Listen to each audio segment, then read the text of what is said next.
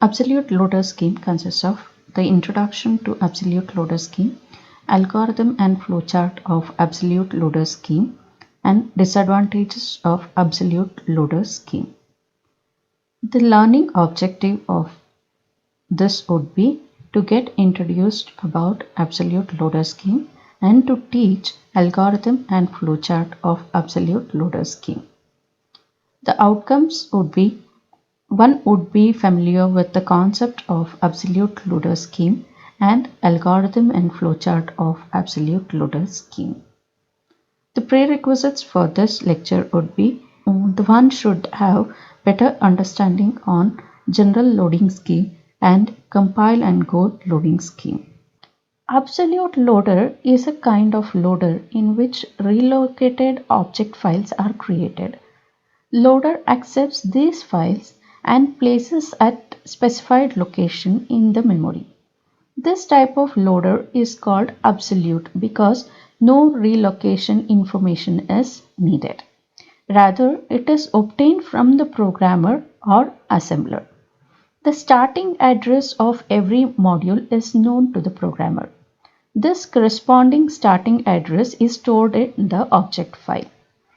Then task of loader becomes very simple, and that is to simply place the executable form of the machine instruction at the locations mentioned in the object file. In this scheme, the programmer or assembler should have knowledge of memory management.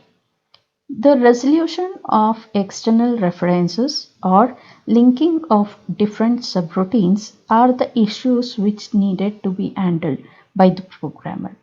The programmer should take care of two things.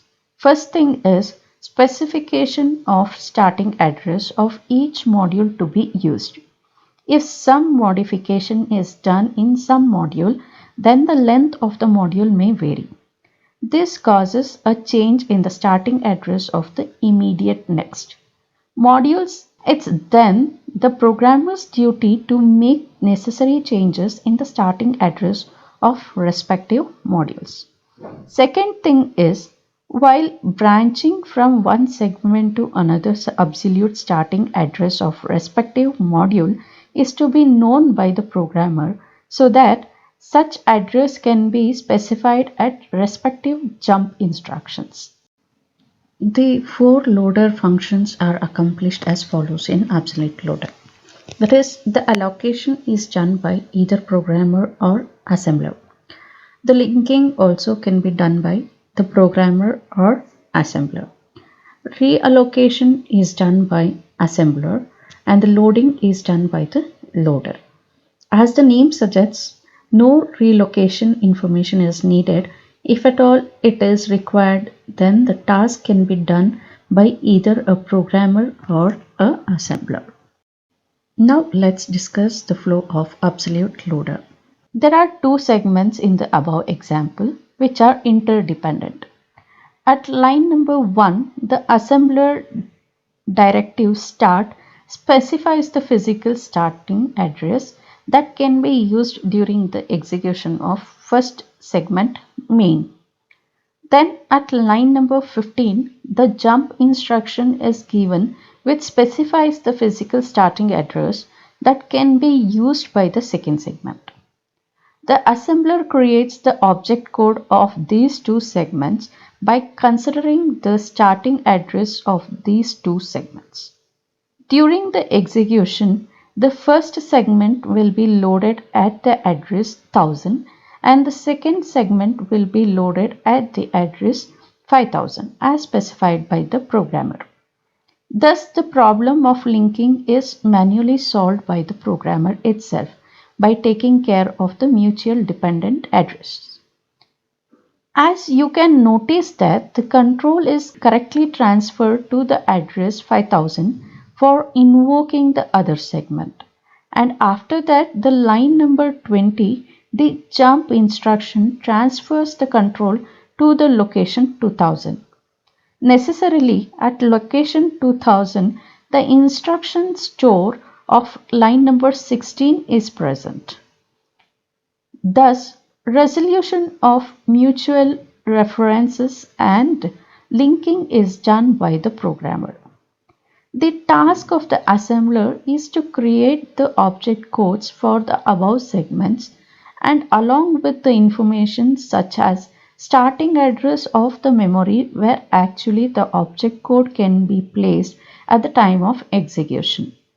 The absolute loader accepts these object modules from assembler, and by reading the information about their starting address, it will actually place or load them in the memory at specified address. The entire process is modeled in the following figure. Now let's try to understand the algorithm of absolute loader. An input passed are the object codes and the starting address of the program segment. And the expected output is an executable code for corresponding source program. That is, this executable code is to be placed in the main memory. So let's start the algorithm. Initially, we are going to read the header record and verify the program name and the length. Next, read the first text record using the while loop. Perform the loop until character not equal to end of line or end of character. Then check whether the object code is in character form. If true, then convert the character into internal representation. That is, for example, convert the pair of characters, that is 14, 1, 4, that is of 2 bytes in the object program to a single byte with the hexadecimal of 14. Once the object code has been converted, then move the object code to the specified location in the memory and then read the next object code. Perform the above till end of character is obtained, then terminate the while loop and jump to the address specified in the end record. Some of the advantages of this scheme is it is simple to implement. This scheme allows multiple programs or the source program written in different languages. If there are multiple programs written in different languages, then respective language assembler will convert it to the language and a common object file can be prepared with all the advanced resolution. The task of loader becomes simpler as it simply obeys the instruction regarding where to place the object code in the main memory. The process of execution is efficient. Some of the disadvantages of the scheme is it is the programmer's duty to adjust all the inter-segment addresses and manually do the linking activity.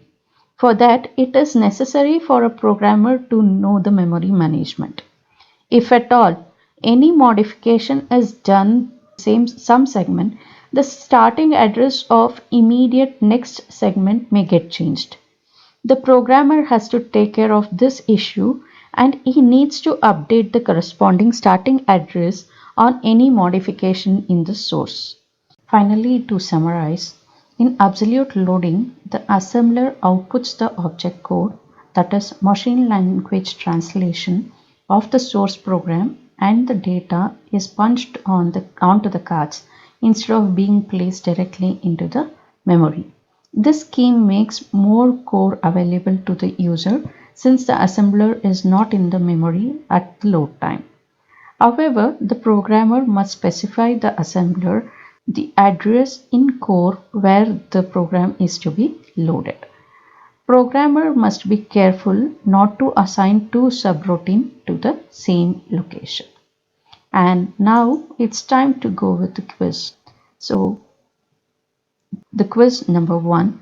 Absolute loading scheme makes dash available to the user since the assembler is not in the memory at the load time. Option A, core. Option B, program. Option C, both A and B. And option D, none of the above. Yes, exactly. The answer is core. Absolute loading scheme makes core available to the user since the assembler is not in the memory at the load time. Let's move on to the quiz number 2. In absolute loaders, dash is done by the programmer or the assembler. Option A, allocation. Option B, linking. Option C, both A and B. And option D, none of the above. Yes, exactly. Both A and B, that is allocation and linking, is done by the programmer and the assembler. Let's move on to the quiz number 3. In absolute loader, reallocation is done by linker, assembler, loader, or programmer. Yeah, the relocation is done by the assembler.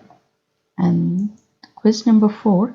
In absolute loaders, if there are multiple subroutines, the programmer must remember the dash of each and use that absolute address explicitly in his other subroutine to perform subroutine linkage. Address, routine, all of the above, none of the above. The exact answer is address. That is, in absolute loaders, if there are multiple subroutines, the programmer must remember the address of each and use that absolute address explicitly in his other subroutines to perform subroutine linkage. So let's move to the final quiz. In absolute loading scheme, relocation information is given to the loader, whether it is true or false. Yeah, it is false, where in absolute loading scheme, relocation information is not given to the loader. And the references used for this video would be System Software and Introduction to System Programming by Leland L. Beck, 3rd edition. And thank you very much for your patience.